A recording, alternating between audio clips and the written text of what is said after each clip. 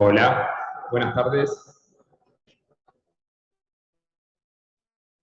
Bueno,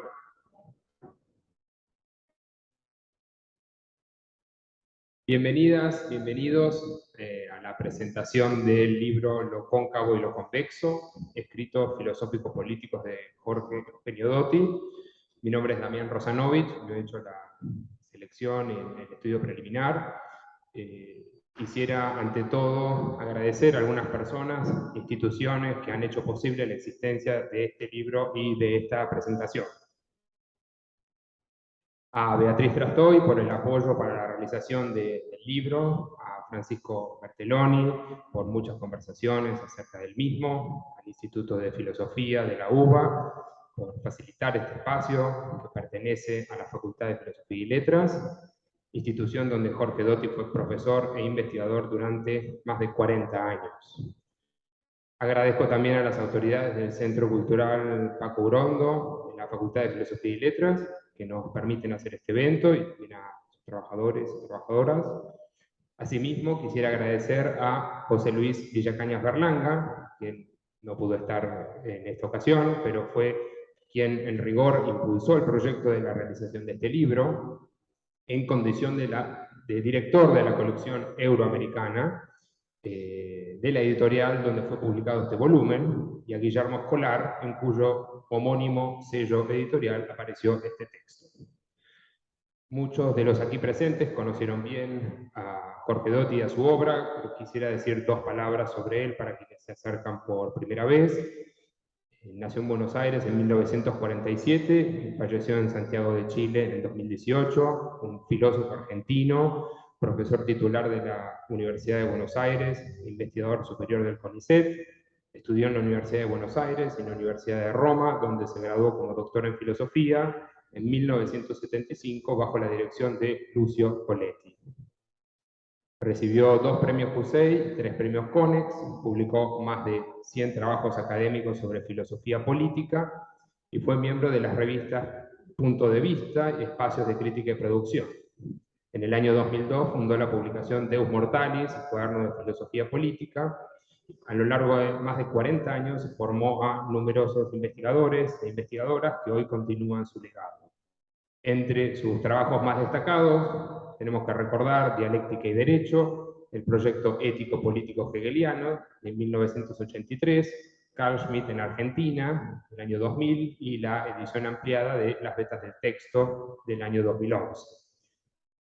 Quisiera agradecer la presencia y presentar brevemente a los 4 oradores de lujo que tenemos aquí. Sebastián Abad es actualmente decano de la Facultad de Humanidades y Arte de la Universidad Pedagógica Nacional, institución en la cual tiene lugar actualmente el seminario permanente Jorge Dotti, profesor de Filosofía Política de la Universidad de Buenos Aires y miembro del comité editorial de Deus Mortalis. José Luis Ganimidi es profesor, investigador en la Universidad de San Andrés, de Filosofía Política en la Universidad de Buenos Aires, también miembro de Deus Mortalis. María Jimena Solé es investigadora de CONICET, profesora de Filosofía Moderna en la Universidad de Buenos Aires y miembro del comité editorial de la revista Ideas, revista de Filosofía Moderna y Contemporánea. cuyo número 8 de 2019 fue publicado un homenaje muy valioso a Jorge Doty. Por último, Andrés Rosler, que es investigador de CONICET, profesor de Filosofía del Derecho en la Universidad de Buenos Aires y miembro de la gran citada revista De Portalis. Bueno, los dejo con los oradores. Muchas gracias.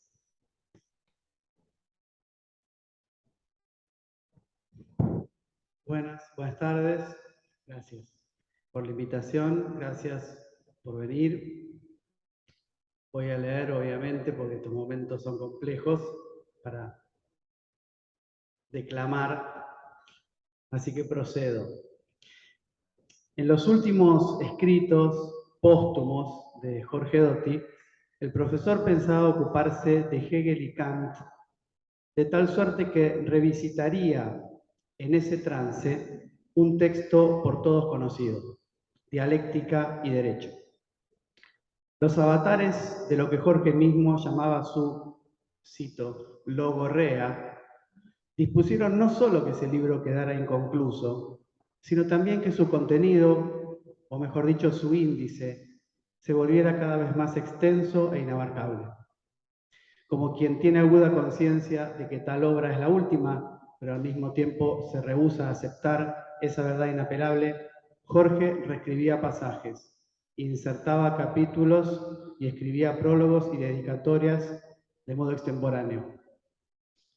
En conversaciones que versaban sobre la relación de ese libro póstumo e inconcluso en relación con Dialéctica y Derecho, Jorge afirmaba que hoy, es decir, en esos últimos años, en los cuales veía su kantismo de juventud desde lejos, un lejos que yo hoy, es decir, hoy, pondría en duda, estaba totalmente de acuerdo Jorge con su libro de juventud. Eso sí, agregaba, con un signo menos adelante, o haciendo la gran Marx, bajo el supuesto de que lo dicho se sometiera a una radical inversión, que quitara razón al que la tenía y se la diera al que antes estaba desprovisto de ella.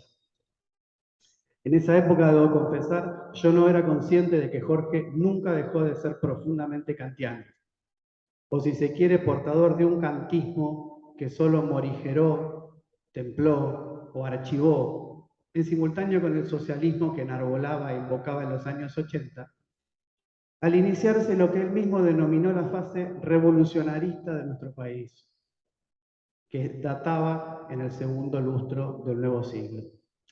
Esto se ve claramente en textos de intervención incorporados en la última edición de las Vetas del Texto, y bajo el vapor conceptual de la erudición en el voluminoso comentario a Ética Estatal y Estado Pluralista, texto seguramente elegido como objeto de traducción y análisis por razones muy poco contingentes o casuales. Y con este poco me refiero no solo a la necesidad del trayecto intelectual de Jorge, sino a la lectura que él hacía de lo que le sucedía al Estado argentino.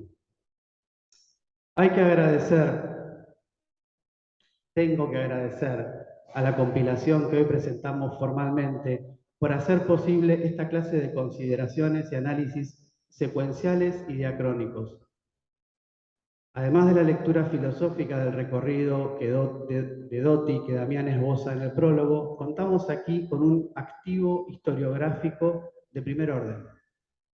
Un archivo donde se perciben continuidades y discontinuidades, obsesiones y distancias, zozobras y desvíos. La riqueza de tal archivo depende en no menor medida de una decisión editorial fundamental: recopilar materiales cuyos géneros discursivos, o si se quiere literarios, son francamente heterogéneos. Artículos breves de intervención, reseñas, papers ultra académicos, artículos largos sin corsé académico, sin aparato de referencias ni discusiones edificantes, pero de una hondura impar en nuestra pampa yerma. Solo por razones sistemáticas, aquí fuera de lugar, pero acaso interesantes, cabe decir que la única voz ausente es la de Jorge Doty, traductor. De esta voz hay ejemplos públicos, como la traducción a la que ya hice referencia, de ética estatal y Estado pluralista. Pero el lector de Lo cóncavo y lo convexo hallará, además, una muestra de ello en una entrevista donde Jorge ensaya una disquisición sobre la forma correcta de verter el hegelianema Wirklichkeit y el inolvidable Call Me Ishmael con que se inicia Moby Dick. Vuelvo a lo que considero el mérito saliente de esta compilación que hizo Damián. La restitución de la secuencia o de cierta secuencia parcial en la producción escrita de un intelectual. Lo parcial de la secuencia no quita en este caso lo valiente, ya que tal parcialidad se funda en la decisión de excluir casi in toto las célebres producciones elefantiásicas de Deus Mortalis, así como los secos e ignotos textos sobre las problemáticas nociológicas del kantismo. Esta decisión de Damián tiene desde luego sus razones.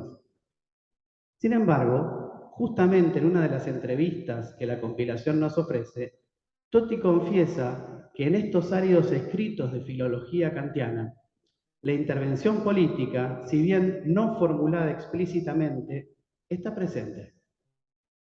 Jorge formula el asunto de la siguiente manera, cito: en lo relativo a mis trabajos, diría que la intervención política entendida fundamentalmente como producción escritural y por ende abierta y sometida a esta forma de mediación, cuyo primer momento es la interpretación de textos filosóficos, recorre casi todas las cosas publicadas. Inmediatamente a continuación, aclara entre paréntesis: aunque en algunas, como ciertos trabajos sobre nociología, conforma un trasfondo no dicho. Fin de la cita. Es harto difícil, desde luego, imaginar una intervención política a partir de la distinción entre juicios de experiencia y juicios de percepción, o bien a partir del análisis de la insuficiencia de la razón práctica como facultad sistematizadora de los conocimientos empíricos. Vistas las cosas de este modo, es razonable que el subtítulo de Lo cóncavo y lo convexo sea escritos filosófico-políticos, no epistemológico-políticos, ya que dicho subtítulo equivale al criterio de selección editorial. Con todo, y sin objetar un ápice la decisión que Lo cóncavo y lo convexo adopta, confieso que me queda picando ese no dicho al que se refiere Jorge. Es decir, a la posibilidad de la intervención política a partir del discurso nociológico. Hobbes enseña que una ecuación no es la causa de la guerra, pero Schmitt asegura que lo político no es un ámbito autónomo de la vida civil, sino una intensificación de conflictos que pueden darse en cualquier lugar, físico o simbólico, de esa vida civil, incluso tal vez en una ecuación. Pero Dotti no se refería a eso, estoy casi seguro. Al leer nuevamente los textos contenidos en la compilación de Damián, decía recién, me llamó la atención cuán kantiano fue siempre Jorge. Incluso cercano a Feinger y con algunas concesiones al Nietzsche de la época madura. En estos textos el lector se topa con que el Estado es un a priori, que los conceptos son ficciones, que la clave del pensamiento es siempre trascendental, que la diferencia entre la postura del decisionismo y del deconstruccionismo reside en el formalismo del primero, que el decisionismo es heredero de la impostación nietzscheana respecto de una época carente de fundamentos, etcétera, etcétera, etcétera. En fin, quienes recorran las páginas del libro que presentamos encontrarán estos y otros ejemplos, y por cierto en abundancia. Tras leer estos pasajes y ponerlos en relación con algunos de los textos sobre nociología a los que alude Jorge, se suscitan en mí un conjunto de sospechas que desde luego no voy a justificar, pero tal vez tengan algún sentido. Quisiera ofrecer algunas conjeturas en respuesta a mi interrogante, no por su importancia o relevancia, sino más bien por el entorno amical que habilita,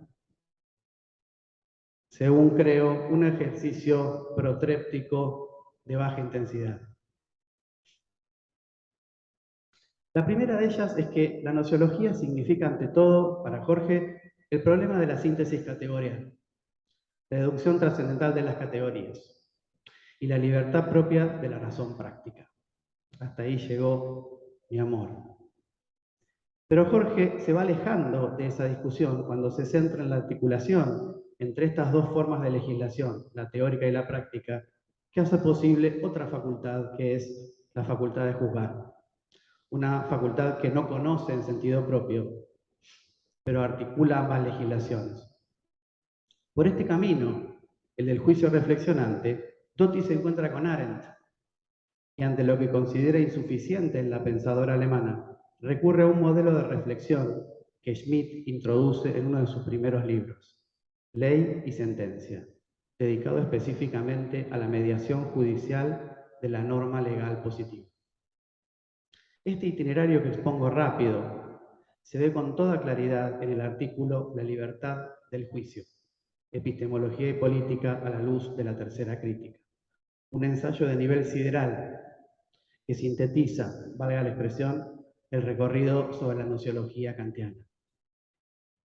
La segunda sospecha es que la metafísica a la que Jorge se refiere y que adopta como ontanar de la política siguiendo a Schmitt, no es desde luego aquella que el mismísimo Kant se ocupó de ultrajar definitivamente, sino una discursividad que organiza y desorganiza de modo intenso la existencia humana, aun cuando no se refiera con validez objetiva a un conjunto de entes suprasensibles que pudieran oficiar de orientación indiscutible para la fragilidad de los mortales. Así pues, me atrevo a decir que la metafísica de la que habla Jorge es, en sentido epistemológico, una secuela de la radicalización de las consecuencias de la crítica del juicio, y en particular de la reflexión como operación intelectual.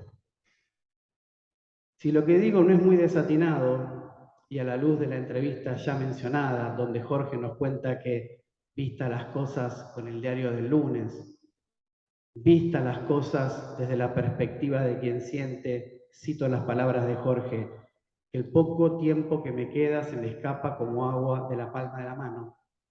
Vistas las cosas así, es dable imaginar la siguiente cadena de hipótesis como contenido de esa política no dicha en la nociología. En primer lugar, los escritos nociológicos de Jorge ya estaban encaminados hacia la reflexión. Por otra parte, la reflexión estaba ya apuntando a la mediación soberana. Y finalmente, esta mediación no podía sino replantear el significado y sentido de la metafísica. Este camino de suposiciones, probablemente fantasioso e impunemente teleológico que estoy presentando, es en cualquier caso una búsqueda de sentido en la obra de nuestro querido maestro. Para búsquedas mejores y menos fantasiosas será muy valioso el libro de Damián. Muchas gracias.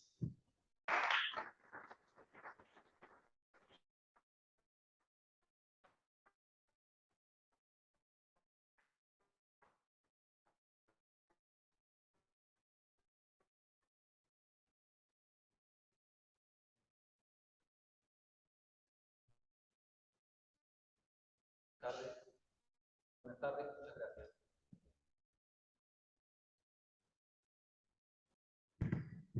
Buenas tardes, muchas gracias por la invitación y por estar todos juntos acá. También voy a leer, y por cierta necesidad de distancia me voy a referir a Jorge Dotti, o a Dotti directamente.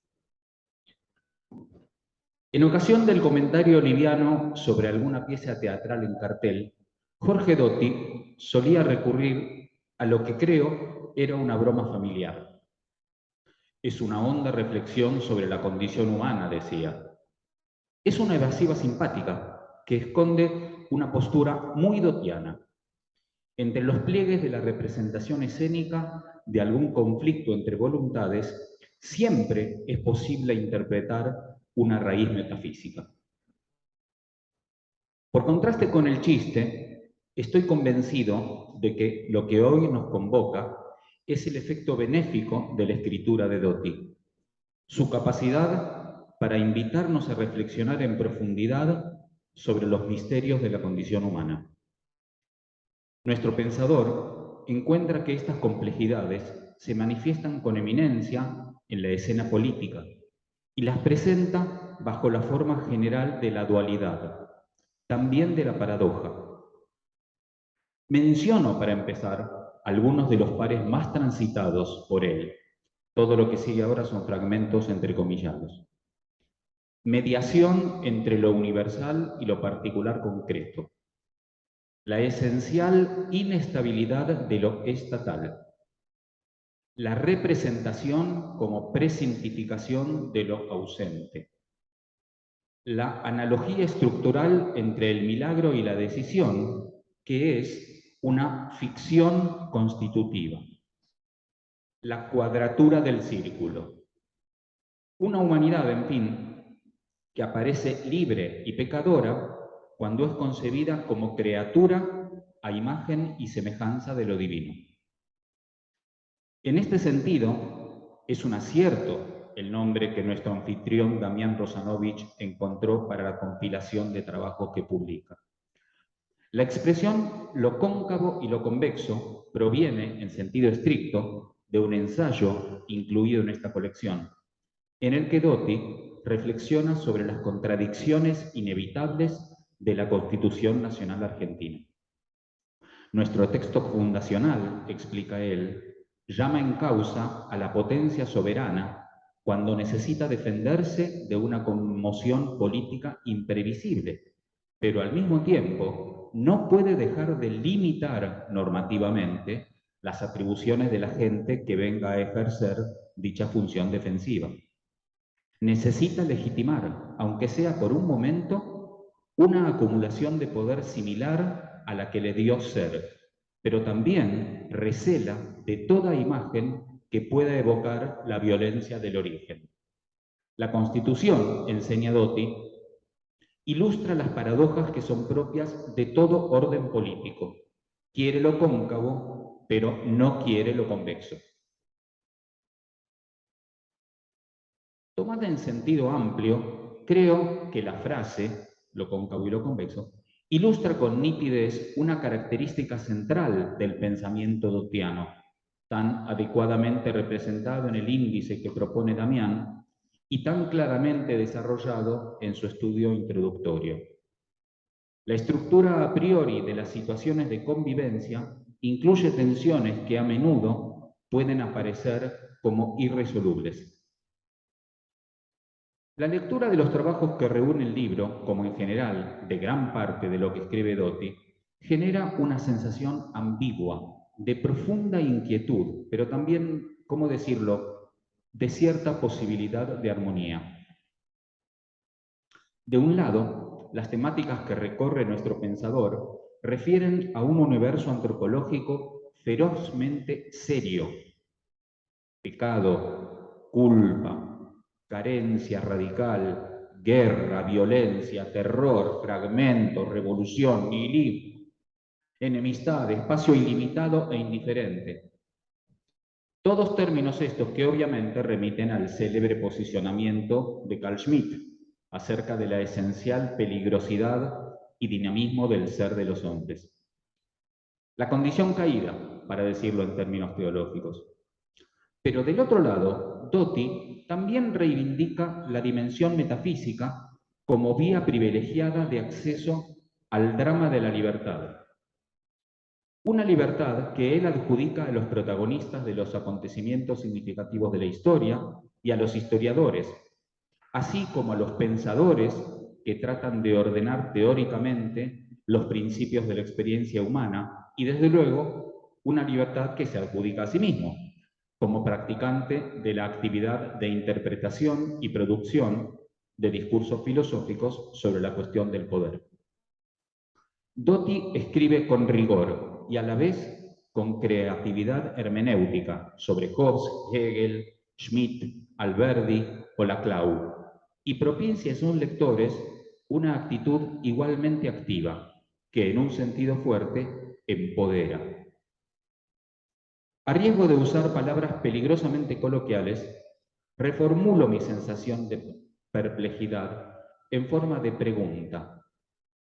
¿Cuánto humanismo, si es que alguno, ¿Cuánta esperanza subyace bajo la escritura de un pensador que suele ofrecer párrafos como el que sigue? Cito: la magna construcción barroca del Leviatán nace muerta, lo cual no impide que su efímera vitalidad se cristalice teóricamente como paradigma teológico-político del Estado, cuya persistente sombra ilumina la actualidad.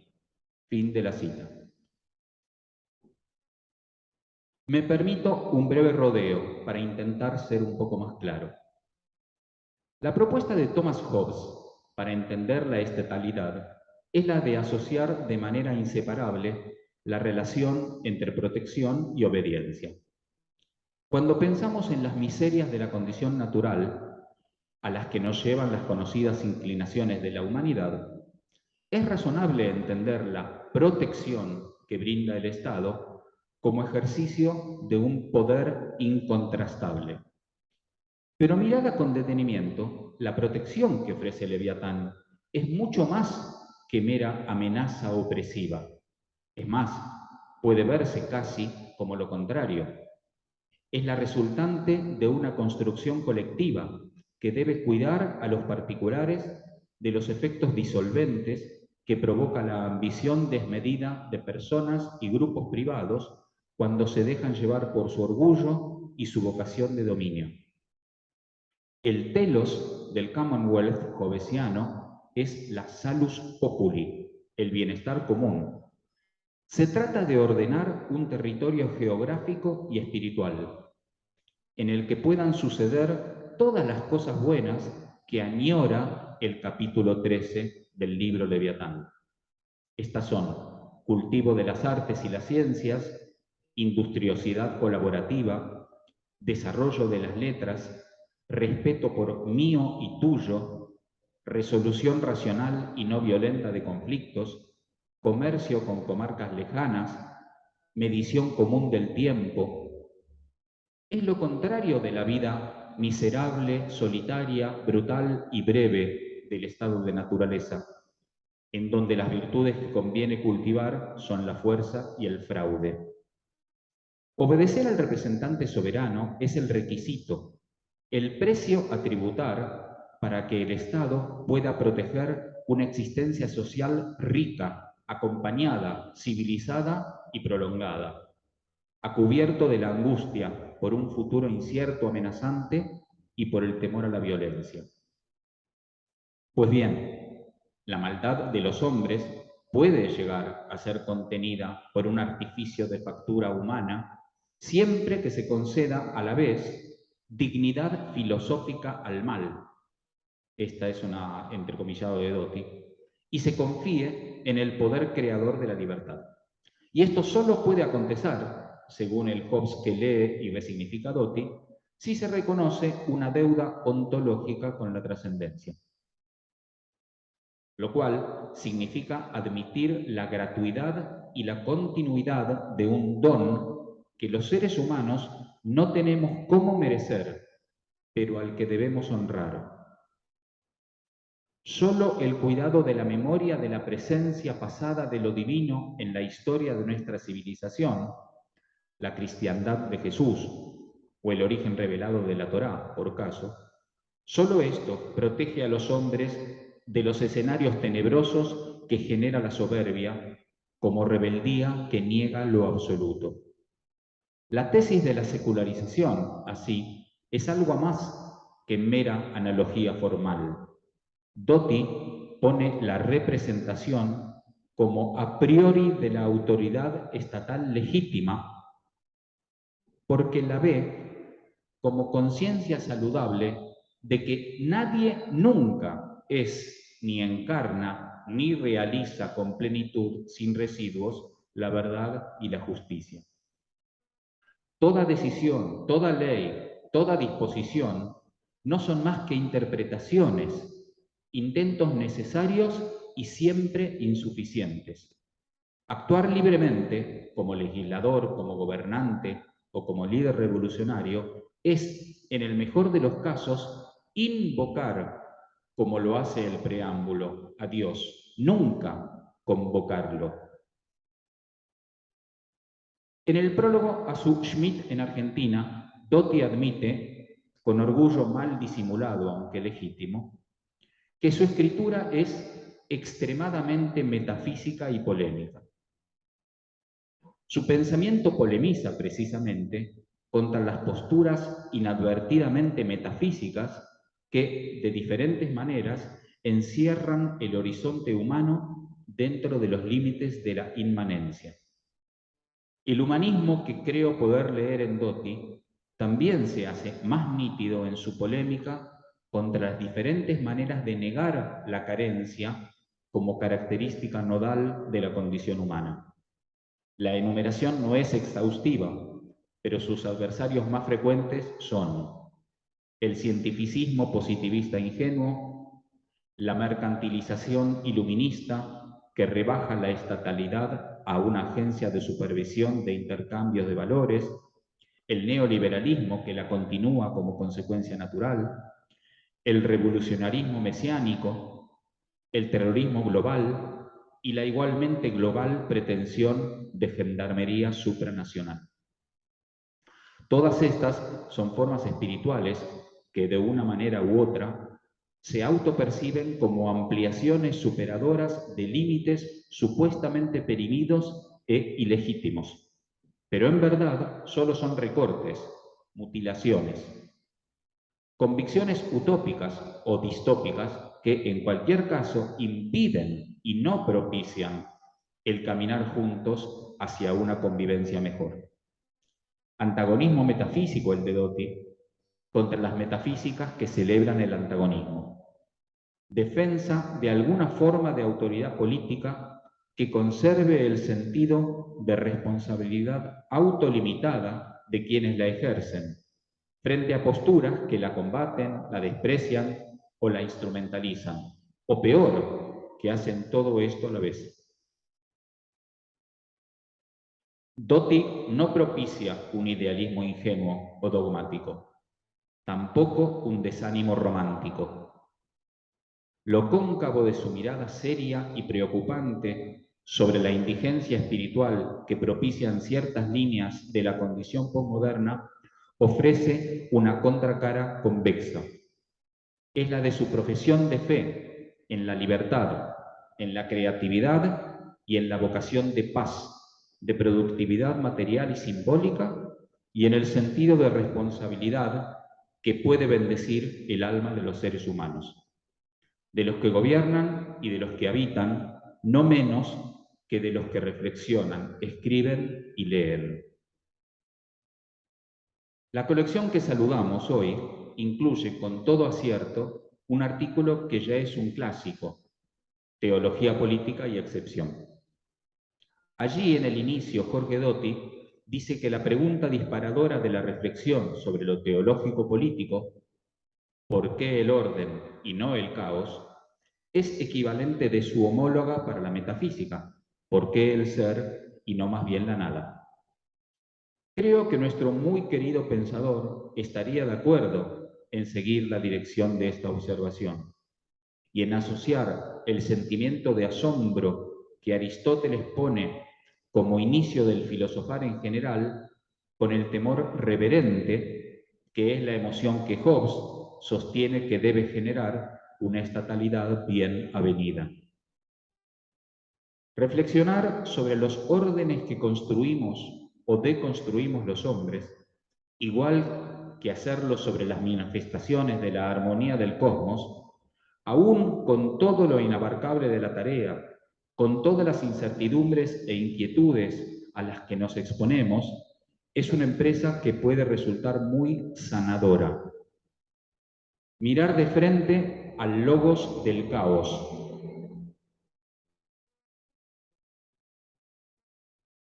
Mirar de frente al logos del caos y pensar alguna forma humanizante de orden es una acción y una tarea que se comparte y que se transmite. Es un legado que nos regala Jorge y el libro que compila Damián Rosanovich. Es una excelente ocasión para que hoy volvamos a agradecerlo.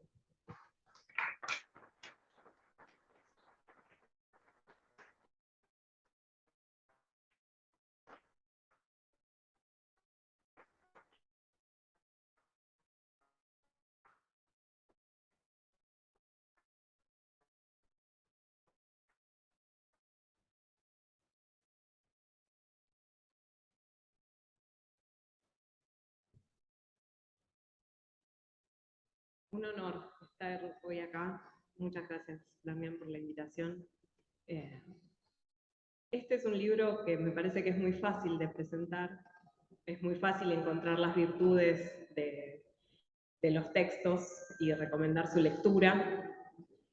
Y esto se debe, por supuesto, a la calidad de los textos de Jorge Doty que componen el libro. No es necesario que yo lo diga, son todos excelentes.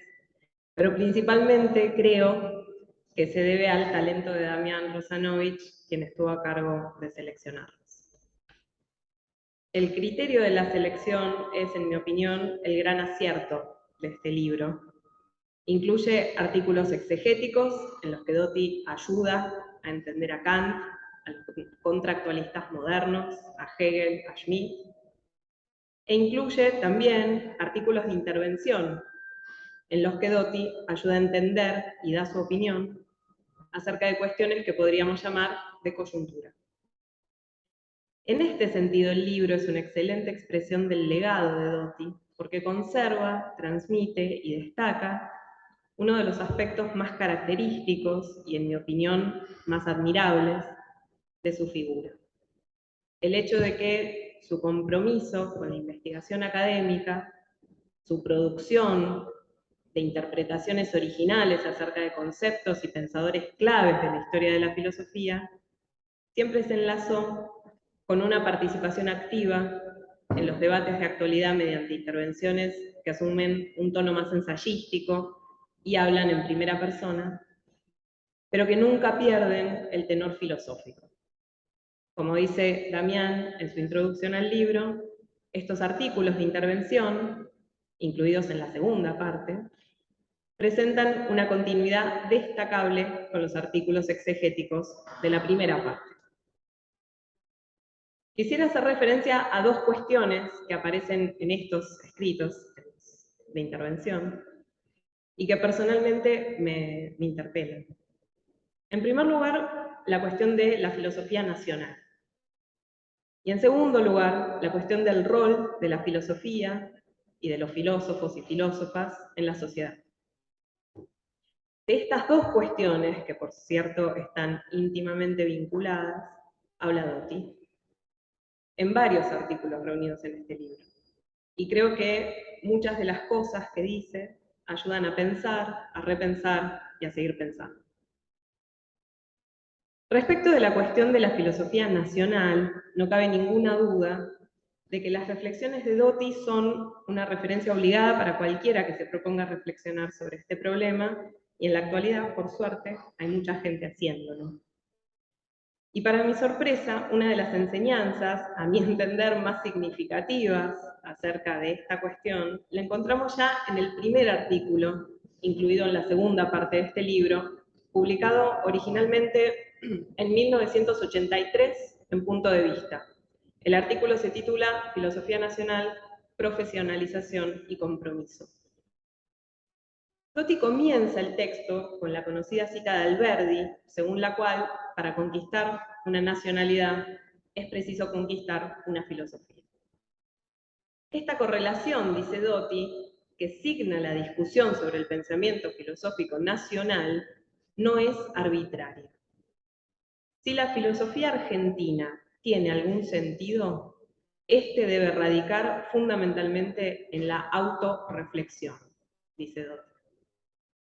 Para lograr una filosofía argentina hay que meditar sobre la propia identidad. Ahora bien, dice Doty, no existe un ser argentino como una sustancia, sujeto que se va desplegando en fases más o menos convulsionadas de autorrealización. Reflexionar sobre la propia identidad para encontrar la especificidad de la filosofía nacional no significa intentar identificar una esencia inmutable de la argentinidad, sino que nos enfrenta a una tarea muy diferente: la reconstrucción de nuestra propia historia, el estudio de la génesis de nuestro propio campo y la comprensión de la manera en que la filosofía fue ejercida por nuestros antecesores. Esta idea programa, que el artículo de 1983 que estoy comentando, en ese artículo aparece presentada muy incipientemente, es retomada y explotada en el que para mí es uno de los aportes más significativos de Doty a la filosofía. Su libro, publicado casi 10 años después, en 1992, La letra gótica.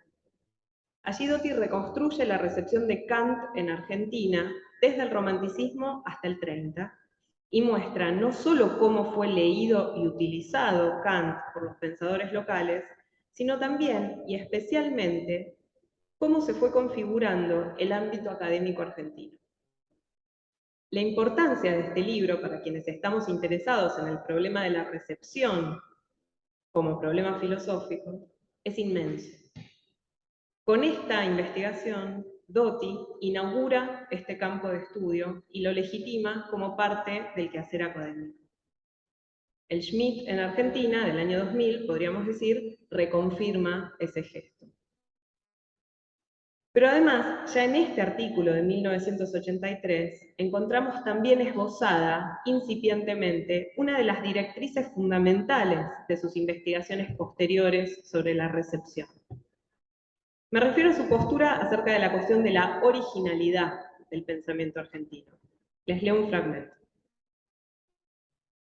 Dice Doty: la cuestión de la originalidad del pensamiento argentino no debe ser manejada como si se tratara de una operación aritmética consistente en restarle a lo dicho en Sudamérica lo ya dicho allende el océano y considerar la eventual diferencia como aporte autóctono. Exagerando, diríamos en cambio que la originalidad es inevitable. El hecho mismo de hacer operar un cuerpo de ideas cualquiera fuera su proveniencia en nuestro ámbito sociocultural lleva inevitablemente consigo el reacomodamiento del sentido originario, más aún una recreación del significado, una función ideológica inédita condicionada por las circunstancias locales. Ahí la cita. Toda recepción resulta en la creación de algo nuevo. Esta idea, como máxima metodológica o antimetodológica quizás, guía todas las investigaciones de Doty acerca de la recepción en Argentina de pensadores foráneos. Y es, en mi opinión, uno de sus principales legados. No hay que olvidarse que estamos condenados a la originalidad. Valga esto como recordatorio a todos los que pretendemos hacer filosofía. El artículo de 1983 también anticipa, hacia el final, una de las conclusiones de la letra gótica. La profesionalización de la filosofía en Argentina, después de la década de 1930, tiene como rasgo principal el creciente perfeccionamiento técnico acompañado por la pérdida de la correlación entre preocupación filosófica y compromiso político. O peor que la despolitización, objetivamente imposible, dice Doty, ese perfeccionamiento técnico es acompañado por la incapacidad para mediar entre la idoneidad alcanzada y la aplicación de los instrumentos de análisis a la comprensión de las circunstancias argentinas. Los filósofos profesionales no se despolitizan porque eso es imposible. Carecen de compromiso porque no encuentran la mediación adecuada entre el ejercicio académico de la profesión y la interpretación auténticamente filosófica del mundo. Existe una brecha entre la disciplina como tarea sometida a requisitos técnicos, que son, según Doty, imprescindibles para neutralizar la improvisación y la charlatanería, y la disciplina como ensayo de comprensión de la realidad que nos rodea. Esto nos trae a la segunda cuestión que quería comentar, la cuestión del lugar de la filosofía en la sociedad. En otro de los artículos incluidos en la segunda parte del libro, publicado en 1984, en el primer número de Espacios de Crítica y Producción, un artículo titulado Sapere Aude, sobre democracia, socialismo y filosofía, Doty se planteó una pregunta que era urgente en ese momento, en el momento de la vuelta a la democracia, pero que no ha perdido su vigencia y podemos, incluso debemos, seguir planteando. el papel de la Facultad de Filosofía en la construcción de una sociedad con valores democráticos y socialistas.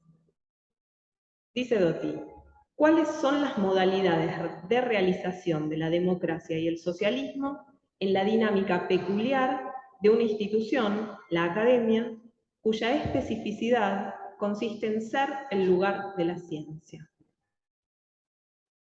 Para Doty, academia y democracia aparecen como indisociables.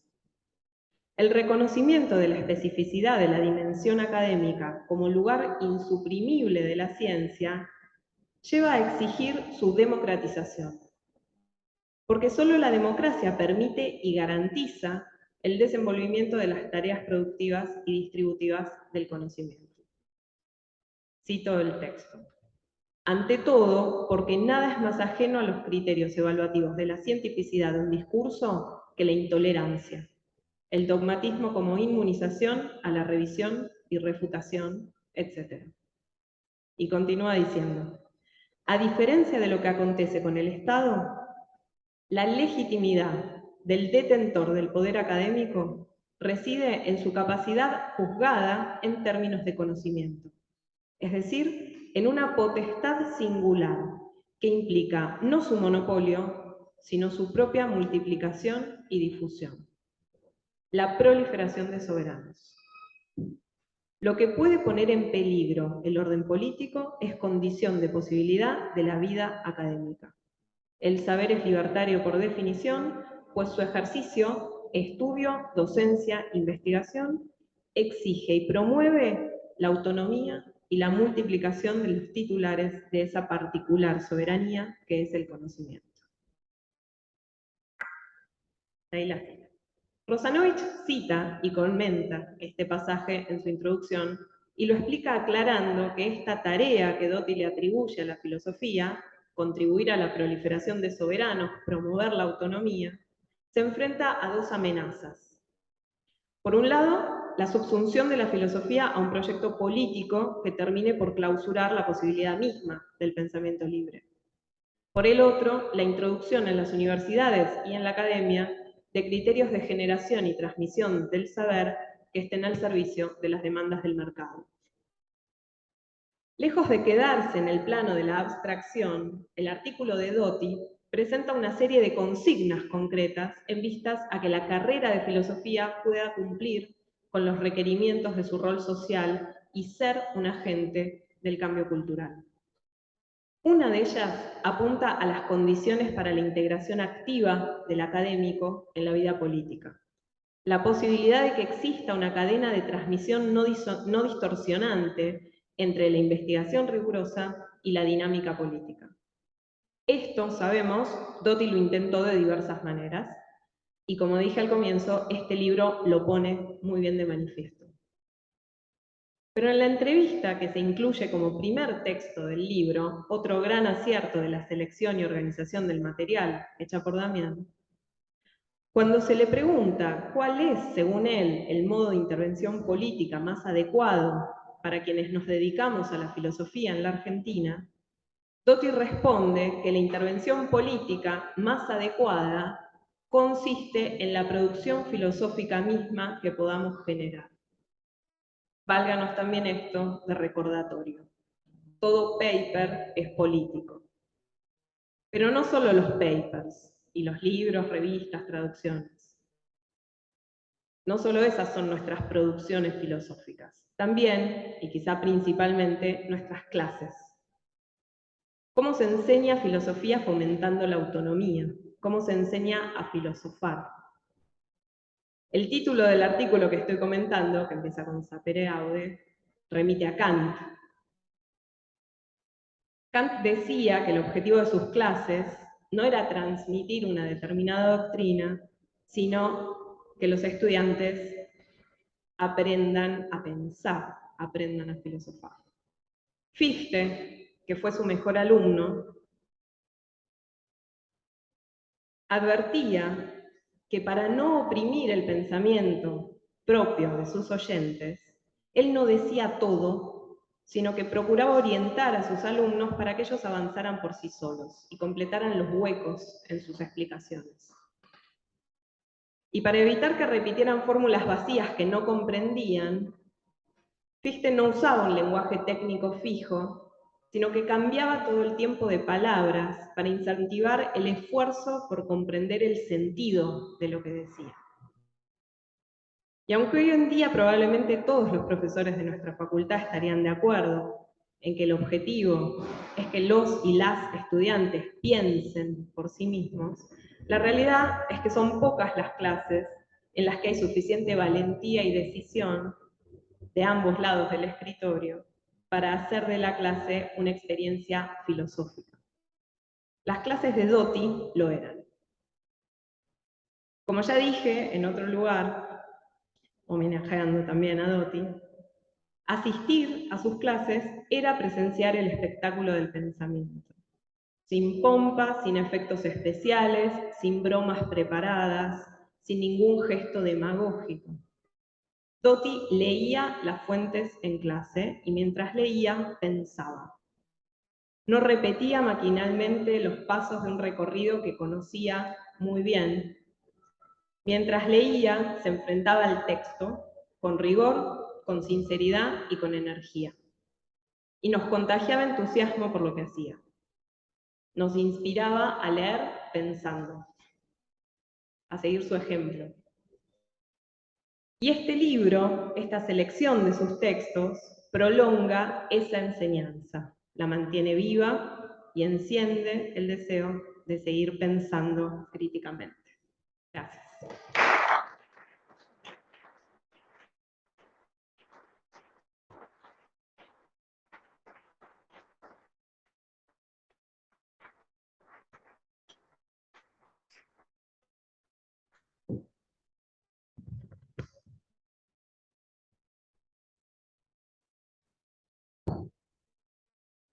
Buenas tardes, mucho gusto. Le agradezco a Damián por permitirme participar de este panel de presentación. Voy a hablar de Jorge Doty. Quiero decir, no sabía si llamarlo Jorge o Doty. Creo que lo voy a llamar Doty por lo general. Pero al principio digo que Jorge Doty es un vanguardista de la retaguardia. Casi diría un revolucionario conservador. Julian Freud se definía como un reaccionario de izquierda. Para poder ir adelante, Doty cree que primero hace falta ir para atrás. De ahí la importancia que le concede al estudio de la historia de las ideas para la filosofía y por lo tanto a las ediciones de las grandes obras. Ninguna persona seria podía leer otra edición del Leviatán que no fuera la de Michael Oakeshott en su momento, o del ensayo sobre el gobierno civil que no fuera la de Peter Laslett, para no hablar de los Grundlinien de Hegel. La mismísima edición de Suhrkamp de las obras completas no era de fiar. Lo mismo se aplica a los grandes estudios sobre los autores del canon. Para dar algunos ejemplos, había que leer el estudio de Gierke sobre Althusser y el derecho natural moderno, el estudio de Thérâté sobre Rousseau, los escritos de Bobbio sobre Hobbes, etc. Doty es un adelantado en varios sentidos. Recuerdo que cuando le contaba por carta a mediados de 1990 cómo Gerald Cohen había detectado que el igualitarismo compartía la idea de autopropiedad que subyace al pensamiento de Locke, lo cual explicaba por qué las críticas del libertarianismo de Nozick eran tan desafiantes para Rawls. Jorge en su respuesta me decía que eso ya lo había advertido por lo menos Rodolfo Mondolfo, como el proyecto marxista no era sino la continuación del liberal por otros medios. Como le gustaba decir a Jorge, la comprobación del nexo entre el liberalismo y el marxismo o el comunismo era más viejo que el hilo negro. Eric Voegelin también había advertido que algunos liberales ignoran sus orígenes y por eso se indignan cuando se enteran de que, dice Voegelin, su tipo particular de inmanentismo es un paso en el camino hacia el marxismo. Schmitt ya había percibido que, lo cito, el marxismo es solo un caso de aplicación del modo liberal de pensar del siglo XIX. Y en las palabras de Doty, que figuran en este libro, la concepción que tiene Marx del trabajo pertenece a la misma familia doctrinaria que el utilitarismo burgués denunciado en su Critique de la economía política, pues su denuncia de la explotación capitalista presupone la doctrina del productor propietario. La propiedad pertenece a quien produce con su trabajo el objeto poseído, argumento fundacional del liberalismo en Locke. Solo que el comunismo, dice Doty, es todavía más economicista que el liberalismo. Es la versión extrema y moderada de una misma visión básica de las cosas. Tanto el liberalismo como el comunismo se oponen al razonamiento político y por eso desconfían profundamente del Estado. Quizás sea por eso que, como explica Doty en su prólogo a la tiranía de los valores de Schmitt, lo cito, por entonces, durante la aparición de la tiranía, prevalece casi indiscutida la idea de que las atrocidades del nazismo fueron el efecto de la exageración y distorsión irracionalistas de principios e ideas que están presentes en la justificación del Estado absolutista y que fueron entendidos por la filosofía alemana y puestos en práctica de Bismarck a Hitler, violando la racionalidad del liberalismo anglosajón. Agamben, agrega Doty, hoy es infinitamente más sutil y fino en su lagerización del orden estatal. Sigue Doty, pero la contraargumentación schmittiana destaca que en el origen de las atrocidades totalitarias está presente el fenómeno contrario, la liquidación de la lógica de la soberanía y el sometimiento de lo público estatal a los intereses de las distintas corporaciones y facciones económicas, las presiones de sectores y actores políticos, culturales, societales de variado tipo, que invocan abstracciones universalistas para promocionar sus perspectivas particularistas. La hegemonía de las facciones que mejor han presentado sus perspectivas antiestatales, recurriendo a conceptos universales novedosos y adecuados a las sociedades de masas, en la situación potencialmente explosiva de la posguerra, ha llevado a conflictos incontenibles, a la guerra total simultáneamente nacional e internacional, militar y civil, criminalizadora del adversario al reducirlo a enemigo del género humano y como tal, indigno de todo respeto.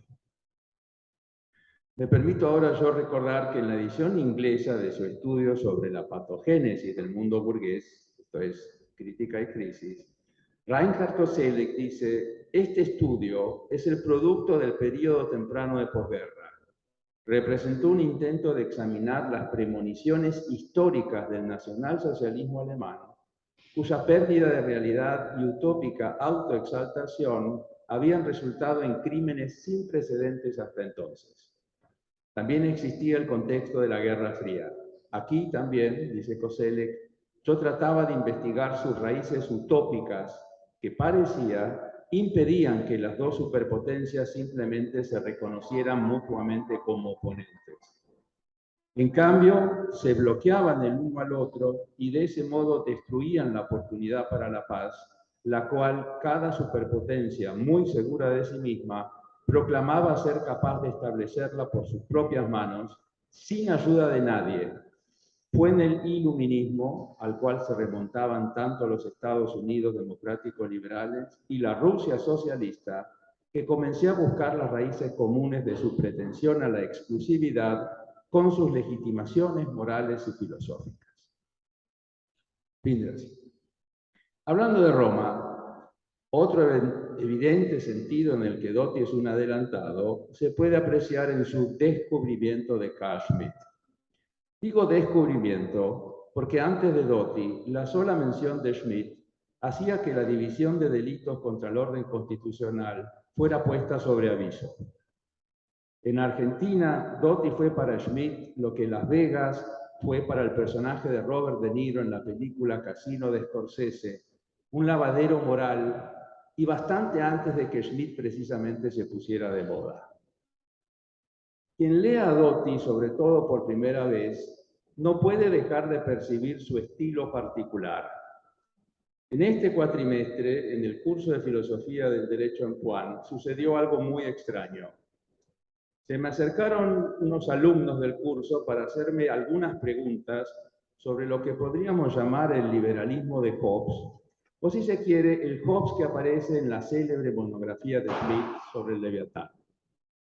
Me dio la impresión de que habían empezado a entender lo que Doty a veces dice de un modo algo esotérico, en el sentido de impenetrable para los no iniciados. Una vez, en un congreso de la Sociedad Argentina de Análisis Político de 2017, si no recuerdo mal, Doty había dado una charla muy dotiana sobre la lógica de Hegel ante un público compuesto fundamentalmente por politólogos.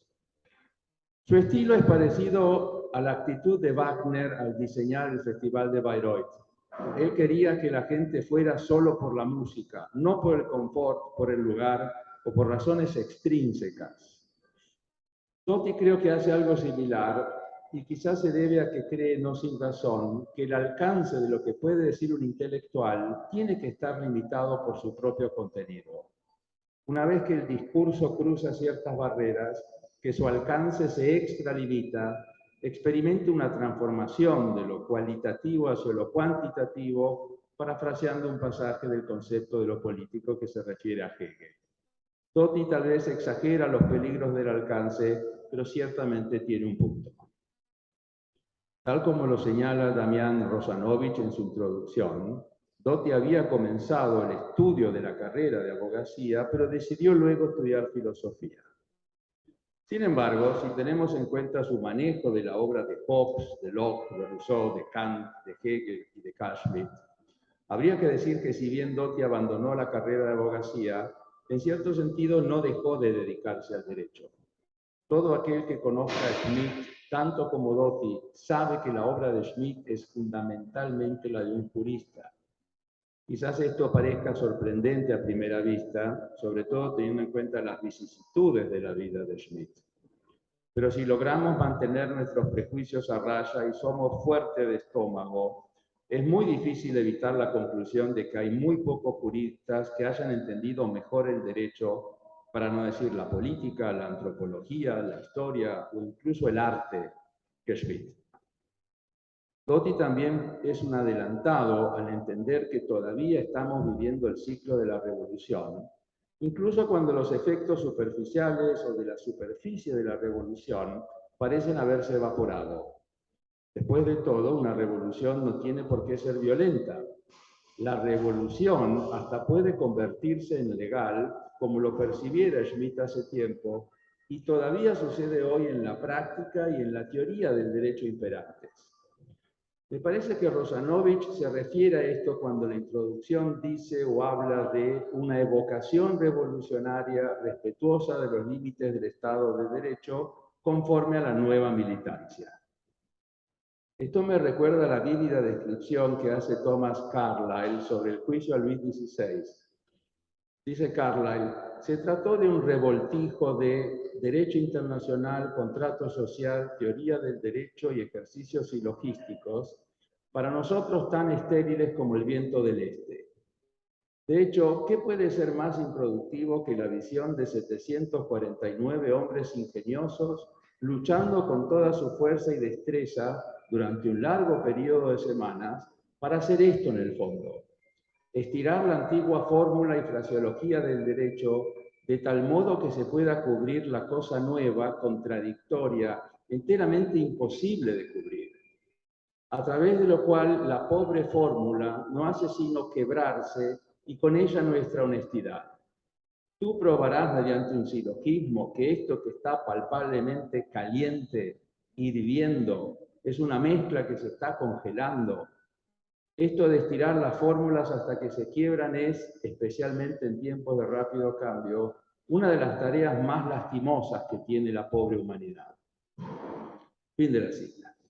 Por eso dice Carlyle que en el relato que hace sobre el proceso al juicio, que figura en su historia de la Revolución Francesa, dice él, ni una sílaba será mencionada de las oraciones pronunciadas en el juicio, de las formas del proceso dolorosamente ideadas para manejarlo, los argumentos de derecho para probar que era legal y todos los infinitos desbordes de ingenio y oratorias jurídicas, ya que la creatividad del abogado es buena, Pero ¿para qué nos puede servir aquí? Si se ha de decir la verdad, oh augustos senadores, el único derecho en este caso es quae victis, ay de los vencidos, el perdedor paga. Rara vez dijo Robespierre algo más sabio que la insinuación que dio a este efecto en su discurso, en el sentido de que era innecesario hablar de derecho, que aquí, aunque jamás en otro lado, nuestro derecho era el poder. Volviendo a Doty, si bien tuve la suerte de tener muchas conversaciones con él, cuanto más estudio sus temas, más me doy cuenta de que no fueron suficientes. No me perdono no haberle hecho más preguntas, sobre todo acerca de la revolución legal. El problema era que, como buen adelantado, Doty estaba siempre varios años más adelante, y tal vez para poder incluso darse cuenta de cuáles son las preguntas que uno le debe formular, primero hay que tratar de alcanzarlo, y al hacerlo seguramente Doty ya se habrá movido. Yendo ahora al libro en sí mismo, se trata de un verdadero y creo único reader sobre Doty. Es una herramienta muy útil para todo aquel que se interese por la obra de Doty. Abarca desde entrevistas, que con muy buen criterio, la entrevista es ubicada al inicio para que precisamente el no iniciado se pueda acercar a la obra de Doty, hasta las intervenciones de Doty en la discusión pública, por ejemplo, el Incursus teológico-político, pasando por clásicos como De Karl a Karl, Schmitt como lector de Marx y Pensamiento político moderno. La introducción de Rosanovich, escrita en un estilo típicamente dotiana, también es muy útil. No solo describe la biografía de Doty de un modo muy preciso, los diferentes aspectos de su personalidad, sino que además narra con no menos precisión las dos grandes etapas del pensamiento de Jorge, que Rosanovich denomina correctamente como gnoseológica y metafísica respectivamente, y trata además todos los grandes temas que le interesan a Doty, y todo por el mismo precio. Doty inicia su camino filosófico por la puerta de la gnoseología, lo cual modernamente significa adoptando el punto de vista del sujeto, pero luego el desarrollo mismo del subjetivismo moderno lo lleva a Doty hasta la metafísica, esto es, hasta los límites mismos con los que se topa el sujeto. En realidad estos límites son a la vez condición de posibilidad del sujeto. El mundo, la teología, el mal, el pecado original, la historia, etcétera, que son los grandes temas de la teología política y de la autonomía de lo político.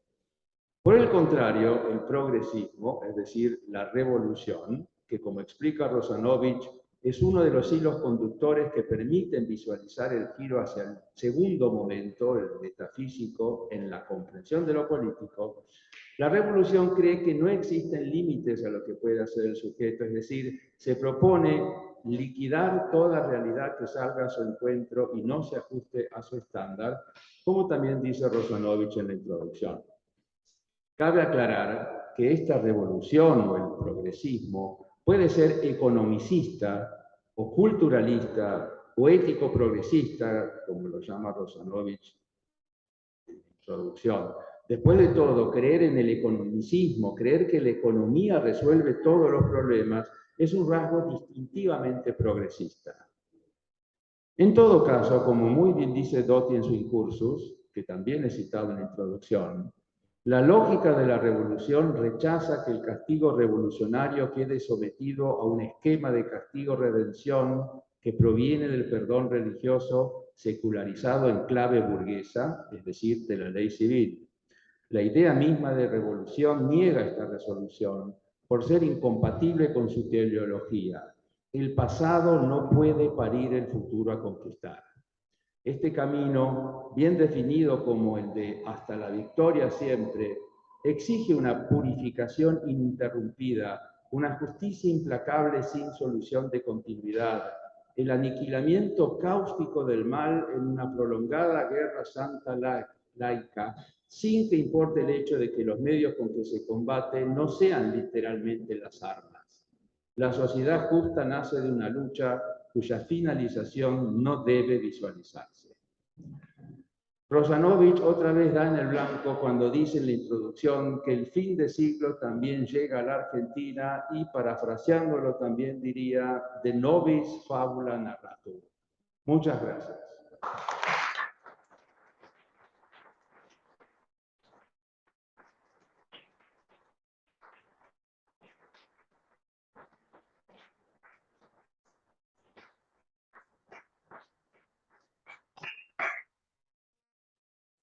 Bueno, agradecemos a los 4 expositores y aprovecho para comentar que hay una mesa detrás de ustedes en donde es posible adquirir el libro para quien esté interesado. Ah, quizás hay comida también, eso no sé, puede ser. ¿Es una sorpresa tuya? Bueno, el libro sí está, la comida. Bueno, muchas gracias, un aplauso.